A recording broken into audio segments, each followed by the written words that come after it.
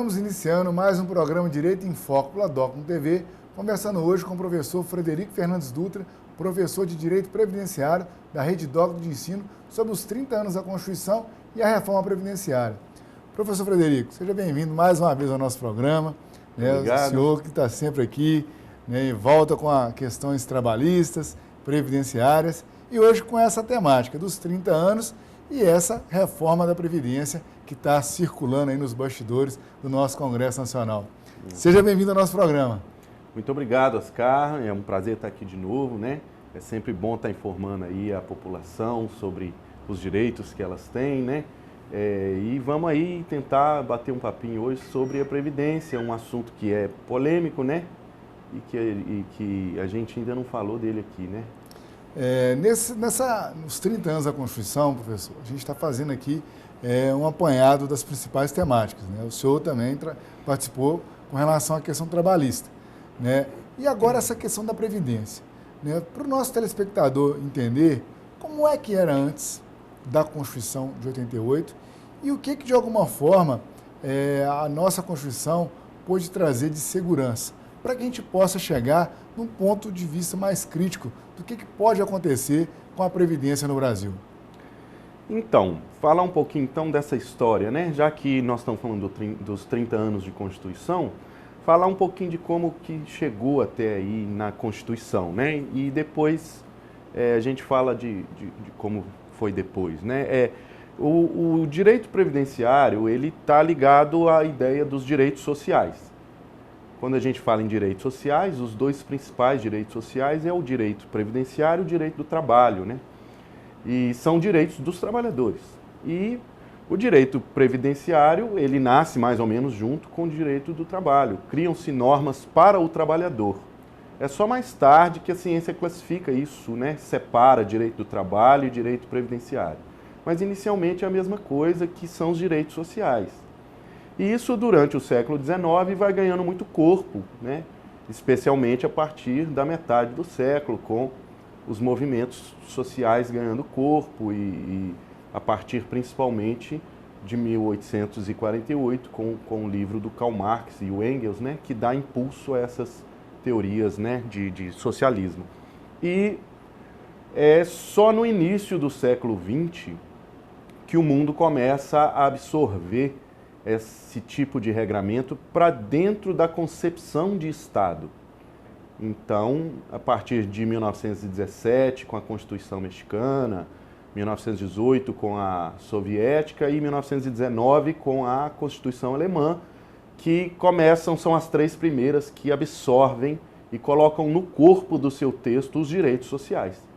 Então, o direito do trabalho e o direito previdenciário, eles vão para as constituições a partir do início do século XX. No Brasil, isso acontece de uma forma bem tímida já na Constituição de 34 e, na verdade, a Constituição de 1946 que sistematiza o direito previdenciário no Brasil. É ali que o Brasil absorve mesmo, né, essa questão que no início do século já estava nos outros estados. E a partir depois de 46, a gente tem períodos não democráticos, né, em que não houve muito avanço com relação a isso. E a partir de 88, nós temos o atual modelo, que ele tem por base o modelo criado em 1946, na Constituição de 46. E o nosso modelo hoje, ele fala da seguridade social, e não só da Previdência. A seguridade social é a maneira com a qual o Estado, de uma forma mais genérica, protege o cidadão, segura, na ideia de seguro, né? Segura o cidadão contra qualquer contingência que venha a acontecer com ele e que o impeça de sobreviver por si mesmo. Então, a ideia básica de previdência e seguridade é essa. Se a pessoa ficar doente, ela vai ser atendida por um sistema de saúde. Se a pessoa nasceu sem nenhuma capacidade de contribuição, porque não tem capacidade de trabalhar, nasceu em família muito pobre, às vezes com doenças que o impedem de trabalhar ou deficiências físicas, essa pessoa vai ser assistida pela assistência social. E se a pessoa trabalha e contribui, ela desfruta da Previdência. Então, a Previdência está ligada a essa ideia de seguro. Você paga e recebe. A nossa Constituição sistematizou isso. No entanto, sobre uma base, que é uma base do nosso Estado Democrático de Direito, que é a solidariedade. Está nos primeiros artigos da Constituição que a solidariedade é um dos objetivos, fundamentos da nossa República, né? E a solidariedade é a ideia que permeia o nosso sistema de seguridade social. Então, quer dizer que o nosso sistema, ele não tem essa ligação direta entre o tanto que eu pago e o tanto que eu vou receber, desfrutar da Previdência. Eu posso passar a vida inteira contribuindo, aposentar e vir a falecer pouco depois. Então, eu contribuí a vida inteira e não usufruí. E pode acontecer o contrário. Eu estou no meu primeiro dia de trabalho, sofro um acidente de trabalho e fico incapacitado para trabalhar. Então, nunca contribuí, teoricamente estava contribuindo porque estava empregado e eu vou desfrutar da Previdência para o resto da vida. Então, a ideia é solidariedade. Todos nós somos responsáveis por cada um de nós. Essa é a ideia da nossa Previdência. É muito bom, né, esse contexto que você trouxe, em especial com o nosso texto constitucional, da Constituição de 88, por conta desse aspecto da solidariedade, da fraternidade que está constando lá no preâmbulo da Constituição, que, primeiro, né, essa contribuição ela não tem o caráter, né, de retorno. Né? Tudo aquilo que você contribui não necessariamente você vai ter de volta. Exatamente. Né? E a Previdência sempre trouxe problemas em relação a essa questão. Né? Boa parte das ações, né, judiciais contra a Previdência é porque contribuíram com um determinado valor e quando recebe um valor defasado. Isso incorre muito por conta disso que você acabou de comentar. Às vezes a pessoa contribui a vida inteira e recebe pouquinho. Outros precisam mais no início. Então, um ponto de equilíbrio é como se fosse uma grande caixinha, né? Que aqueles que vão retirar aquele dinheiro ali é aqueles que mais precisam. É uma garantia coletiva. E a gente tem que considerar isso como algo racional, inteligente, justamente para a gente poder manter uma estrutura interna do Estado boa, né? Que promova uma qualidade de vida boa para todos os cidadãos. Caso contrário, ficaria cada um por si e haveria uma competição muito ruim, né, em termos de alcance de resultado, para não ter que precisar, em algum momento, de uma segurança por parte do país. A Constituição de 88, professor Frederico, como essa base que você destacou para a gente, ela tem sido visualizada nessa perspectiva ou a gente tem problemas sérios ainda com relação à Previdência? Olha, eu acho que do jeito que a Previdência está hoje, ela está seguindo sim os moldes da Constituição. O que está acontecendo é que está havendo uma pressão midiática, obviamente, como sempre, financiada por quem está atrás da mídia, né? Sempre por interesses capitais, né? Do capital. Está havendo uma pressão para que o sistema mude. A gente vê o tempo todo na televisão se falar em déficit da Previdência o dia inteiro, todo dia. Você liga o Jornal da Globo à noite e só fala em déficit da Previdência. Então, parece que estão tratando a coisa como se a Previdência fosse feita para dar lucro. O sistema privado é que é feito para dar lucro. A nossa Previdência ela é pública, né? E o Estado recolhe impostos para custear isso. Você dizer que a Previdência está dando prejuízo, na minha opinião, seria o mesmo que você dizer que a polícia dá prejuízo, porque o Estado gasta com a polícia e a polícia não dá lucro. Seria o mesmo que você dizer que escola dá prejuízo, porque gasta com escola e o aluno não dá lucro. Né? A mesma coisa você dizer que o judiciário dá prejuízo, quer dizer, não tem lógica. O mínimo que o Estado tem que prover para o cidadão é saúde, educação, previdência e segurança pública. E isso é gasto mesmo. E tem que ser gasto. Não tem como você falar numa previdência que dá lucro. E a ideia é que isso seja financiado pelo mercado, né? As pessoas atuam no mercado, o Estado retira, né, a parte para poder colocar nessa parte social, justamente para poder prestar Exatamente. esse serviço para os cidadãos. E com base no princípio da igualdade, que fala para a gente tratar iguais como iguais, desiguais como desiguais. Então, com base nisso, você conclui que quem é mais pobre tem que contribuir menos. Quem tem mais capacidade econômica deveria contribuir mais. Então, falando aí não só de pessoas físicas, mas como de empresas também, né? Há uma disputa, né, nessa questão do Estado liberal com o Estado social. Muitas vezes o Estado liberal, né, o mercado, acaba provocando situações como essa notícia de déficit, justamente para poder ficar deficitário mesmo, a ponto da iniciativa privada ter que ser colocada ali para poder suprir. E aí, ao invés de ser solidário, volta-se para o lucro. Né? A ideia é exatamente essa, quer dizer, na verdade, quando se fala na reforma da Previdência do jeito que estão querendo fazer, estão deturpando a essência mais profunda do nosso Estado Democrático de Direito. Está lá na Constituição a solidariedade, né? Esse é o nosso Estado Democrático de Direito. Então, eu diria que numa visão mais filosófica, poderia se dizer que é absolutamente inconstitucional isso que estão querendo fazer. Mas o nosso judiciário não se comporta assim, talvez não seja muito pragmático e não seja tão simples se comportar assim.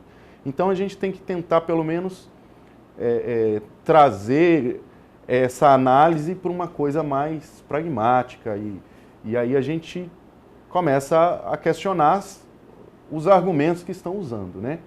O argumento do déficit, ele não é plausível, pelo primeiro motivo de que o déficit, ele está partindo de um pressuposto de que deveria dar lucro, né? E como a gente já falou aqui, não é feito para dar lucro, a ideia é a solidariedade. Por outro lado, quando o governo faz essa conta do tanto que entra para o tanto que sai de dinheiro, ele está levando em conta as contribuições diretas de empregado e empregador.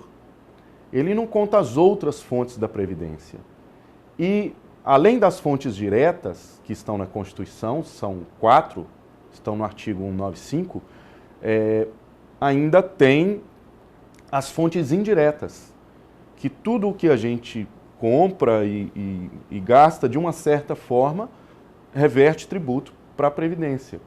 Quer dizer, está lá no artigo 195 da Constituição que a Previdência deve ser custeada pelo trabalhador, pelo empregador, pela sociedade e pelo Estado.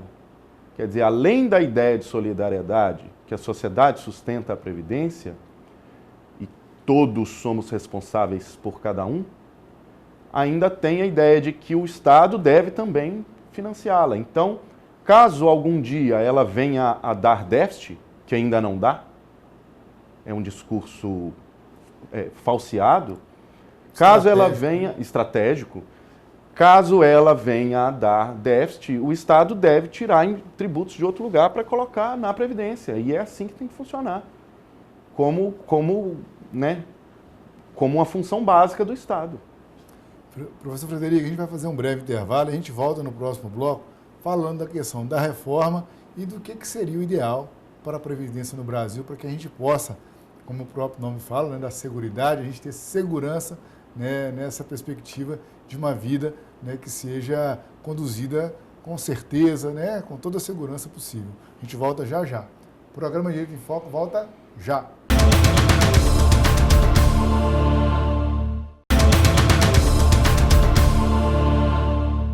Voltamos para o segundo bloco do programa Direito em Foco pela Docum TV, conversando hoje com o professor Frederico Fernandes Dutra sobre os 30 anos da Constituição e a reforma previdenciária. Professor Frederico, primeiro bloco, um grande panorama de antes de 88 e o que veio com a Constituição de 88, principalmente no campo da solidariedade, da fraternidade, que é aquilo, né, o princípio norteador, né, da Previdência. E agora a gente tem essa questão da reforma, né, previdenciária, né? Qual é a intenção do Legislativo com essa reforma? O que está por trás disso? É para melhorar? É por conta da questão do déficit mesmo? Né? O senhor, de alguma forma, já destacou que existe uma controvérsia, mas que há uma posição muito forte de que não há déficit, porque o governo só faz uma determinada conta. Mas o que o senhor acha que está por trás disso aí? Olha, primeiro falando da questão da controvérsia, né? A controvérsia, ela é realmente uma polêmica grande, mas existem já teses de doutorado comprovando que o déficit não existe. Essa tese, ela existe e ela é palpável. Quando você analisa, você chega à conclusão de que está certo. Mas, por outro lado, deve existir, de fato, eu acho que é certo que exista uma preocupação com essa questão do equilíbrio financeiro. Porque mesmo que o Estado seja obrigado a reverter recursos para a Seguridade, caso ela venha a dar prejuízo, pode chegar uma hora em que isso fique insustentável. Acho que ainda demora muitos anos, mas prevenindo que a gente gerencia melhor o nosso Estado. Então, acho que deve sim haver uma reforma previdenciária, mas eu acho que ela deve ser mais sutil e mais cirúrgica, e não de uma maneira geral, do jeito que estão querendo fazer. Eu acho que a preocupação com o equilíbrio financeiro deve existir, mas para um planejamento futuro. E eu acho que isso deve ser mais debatido com a sociedade. Do jeito que estão querendo fazer, às pressas, impondo isso, fazendo o povo engolir, repetindo isso na televisão o dia inteiro, para o povo acreditar que há um déficit e se ele não for corrigido, o país está quebrando, que é por causa disso que a crise existe. Acho que é uma forçação de barra que não justifica. Eu acho que devemos sim debater, como todas as leis a gente deve estar sempre debatendo para a sociedade evoluir.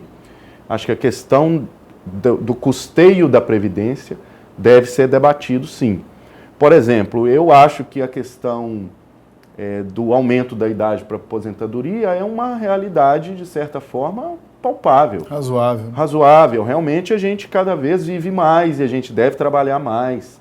Agora, também deve ser levado em consideração que a nossa sociedade ela tem uma desigualdade muito grande. É o país mais desigual do mundo. Então, se as pessoas da classe média conseguem viver mais, a gente ainda tem que entender que tem uma grande parte da população que começa a trabalhar muito cedo e que com 60 anos essa pessoa já está completamente envelhecida e doente, não teve uma vida boa igual alguns têm. Então eu acho que isso tudo deve ser pesado. Eu costumo dizer nas minhas aulas sobre previdenciário que o ideal é difícil de ser alcançado, porque o direito, de certa forma, ele tem que ser genérico e para todos. Mas aonde o direito puder descer para atender cada indivíduo, ele deveria descer até ali. É a ideia básica do princípio da igualdade, né? Então, o ideal mesmo, talvez, fosse que a gente tivesse um sistema previdenciário que olhasse, que se atentasse às individualidades de cada um. E aí as pessoas com trabalhos menos desgastantes poderiam trabalhar mais tempo, né? As pessoas com salário maior contribuir com alíquotas maiores. E as pessoas que vivem menos, que têm uma condição pior, aposentar mais cedo. Talvez fosse o ideal. É interessante você falar aí, porque olha pra você, essa discrepância, às vezes essa falta de atendimento específico, a gente tem às vezes pessoas aposentando muito cedo por conta de determinados trabalhos que são exercidos. Elas aposentam, mas começam a trabalhar em outras situações. E aí existe a contribuição. E aí a figura, né, não é o caso aqui que a gente fala da desaposentação, mas a controvérsia acaba sendo essa, né? A pessoa aposenta com um determinado valor, continua trabalhando e depois ela quer reajustar esse valor ao tempo de contribuição que ela acabou exercendo posteriormente a sua aposentadoria. Se tivesse uma regulamentação mais adequada, para não ter essas discrepâncias, talvez não faria sentido em falar em desaposentação.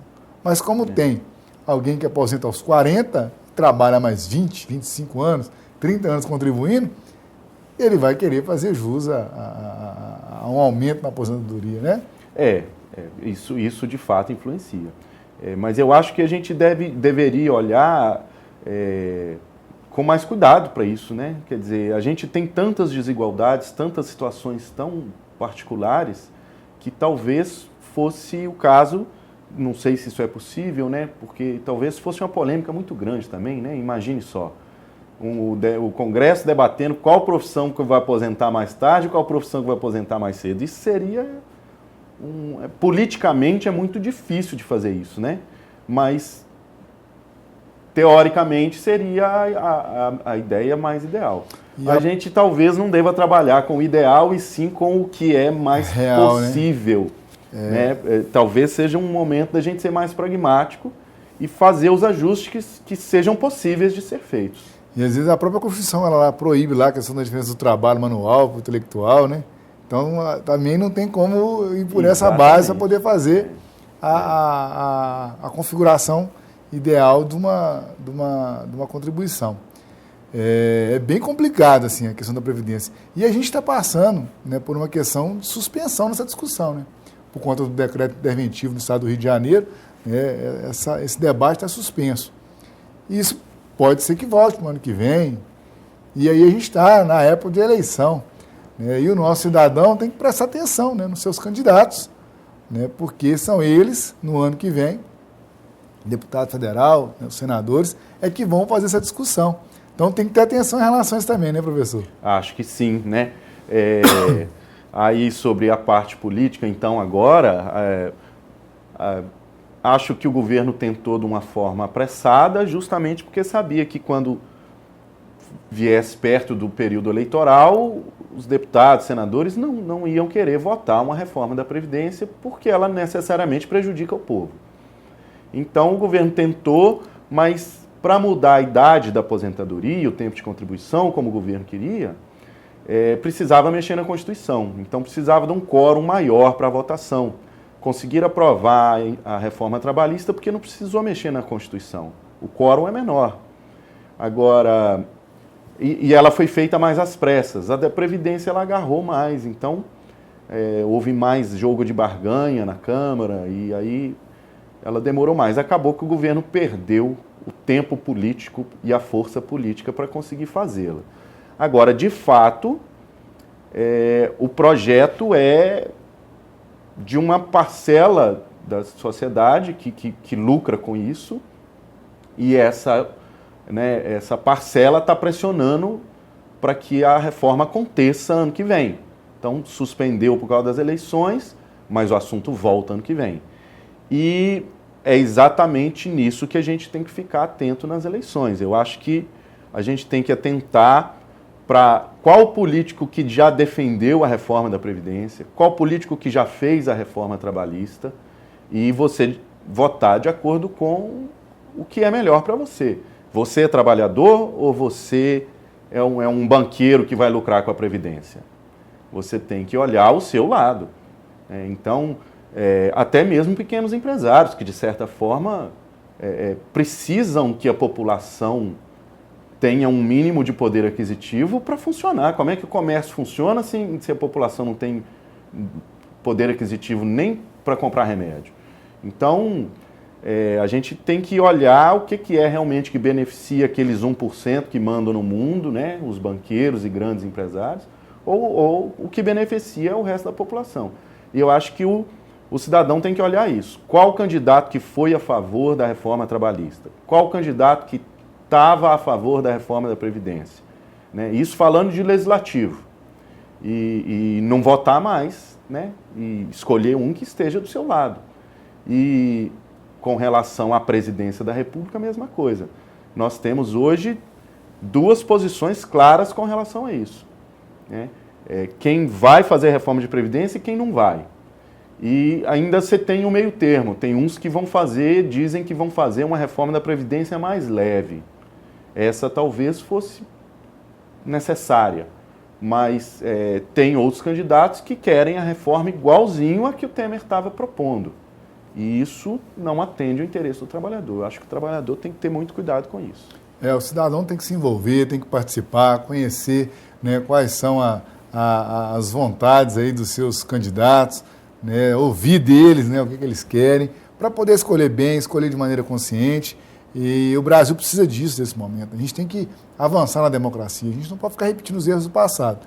Então a gente sabe que tem uma pauta pela frente, então a gente tem que começar a investigar. É um tema muito importante, é um tema que repercute sobre todos nós. Todos nós, de alguma forma, direta ou indireta. Mesmo quem não é o aposentado ou o trabalhador, é o comerciante que precisa que essas pessoas tenham renda. Justamente, a gente sempre falou aqui, né? O sistema capitalista, ele tem que considerar que o trabalhador ele é importante porque ele também é um consumidor. Exatamente. Né? Ele também é um consumidor. O Estado promove tenta promover o pleno emprego, porque quanto mais trabalhadores, mais contribuições. Né? A gente tem aquela preocupação da pirâmide, né? A pirâmide invertida, muitos países por aí, né, tem uma baixa natalidade, né, uma capacidade ativa pequena para sustentar um Estado, né, com várias pessoas já em idade avançada. A questão das migrações aí na Europa, aqueles países que estão recebendo muitos imigrantes, não é porque, né, entre aspas, eles são bonzinhos, ali uma capacidade ativa de trabalho que está entrando. Quanto mais jovens... E de trabalho barato. Aumenta, né, a possibilidade do Estado. E o Brasil é um país muito grande, o Brasil tem estrutura para poder, né, organizar isso melhor. O que a gente precisa são de pessoas bem intencionadas e vocacionadas a fazer o Brasil dar certo. Né? É o momento da renovação, é o momento da gente pensar diferente.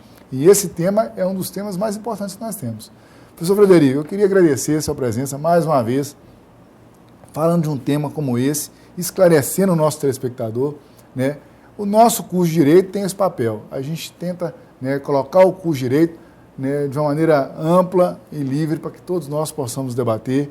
O direito tem que estar nas ruas, a Constituição tem que ser lida por todos, tem que ser conhecida. Vamos nos apropriar do nosso projeto de Estado, do nosso projeto de vida, não é isso? Muito obrigado e tenha certeza que nós vamos nos encontrar mais vezes aqui. Muito obrigado. O programa Direito em Foco se despede. Até o próximo encontro.